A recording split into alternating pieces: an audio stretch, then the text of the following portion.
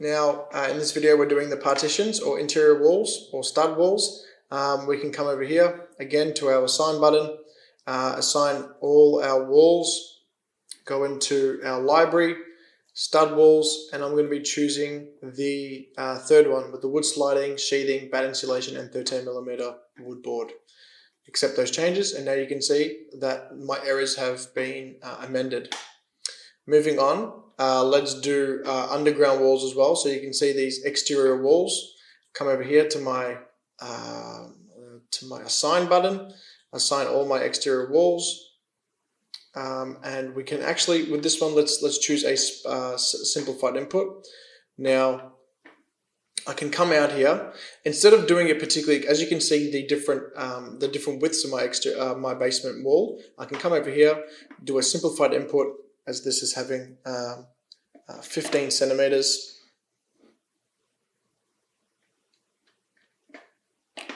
And I can accept those changes. Again, simplified input, 30 centimeters. This one has 12. This one has 20 as such. And the last one is 26. And you can see that those changes have been made along with the specific densities, heat transfer coefficients, and specific heat as well.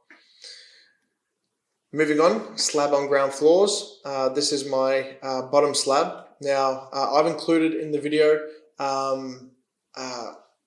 in the references a option to import and download my specific slab. What I'm trying to do is demonstrate the different ways we can define the specific materials. So we can now input this, and you can see here, if you've downloaded it in the link, you can see the screed slab here. I can accept and come over here to assign and assign the screed to the sill as well. And now I can delete the screed.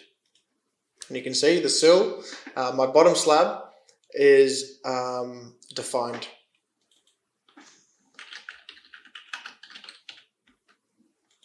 As such. Moving on, floor slabs. I also have included them as well, so I can come over here to my floor slab and assign my floor slab to my ceiling. Oh, sorry, copy selected element to my ceiling, that's right. Perfect, and I can just delete the floor slab. And you can see the ceiling slabs have all been defined here. Moving on to my roof, I have 3 different types of roofs. I've included them here. So my concrete roof, I can come over here and assign my concrete roof as having the same characteristics as all my other roofs, and then delete my concrete roof that I've imported. And you can see here, all of my roofs have the same specification now. Doors, I've also included them in the schedule. So I can input here my internal doors, and they are all actually internal doors. I don't have any double doors, so I can come over here, internal doors, and select all of them.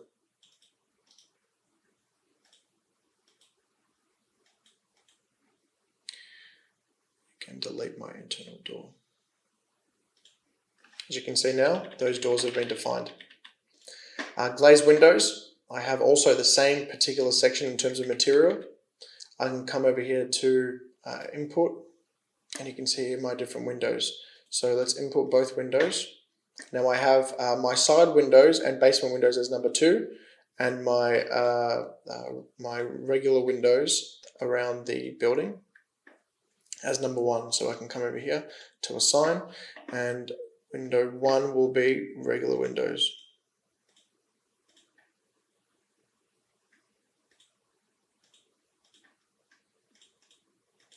Now that's assigned. Go over to window 2 and assign my doors.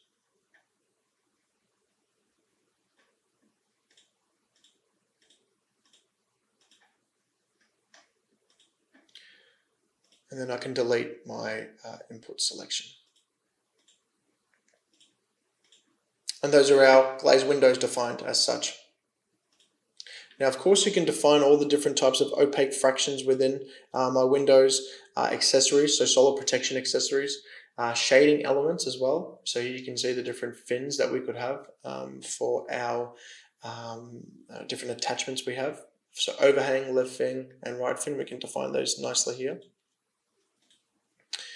By looking at the diagram, you can see how we would define those. And of course, plain thermal bridges as well that we might have. Now, of course, I'm just leaving my design as a basic design, so I'm turning them all off.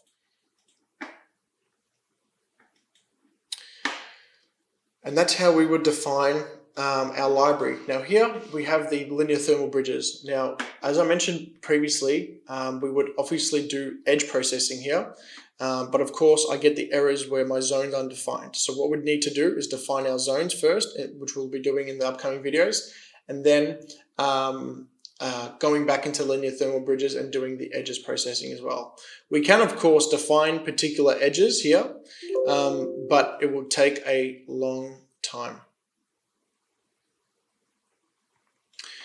Now, a bit about how we would define linear thermal bridges. You can see here the edge has been defined here, so it's the bottom of my elevator shaft. I can come over here, enter, and you can see here by using the specific codes. I think it's this one. Yep, using the specific codes, I'm able to define those particular types of linear thermal bridges here. So we can go to this one would be this one here. Go to model and define the particular model. So we'd go into particular sections, define our particular materials for that cladding as well. So yeah, quite rigorous in terms of how complex we can actually get our linear thermal bridges defined. But as I said, we have a shortcut, which is the edge processing, which basically takes all the specifications we've done prior and processes those edges for us and gets that PSI values. But that'll be after our zone definition, and we're going to do the zone definition quite fast in the upcoming videos. All right, guys, see ya.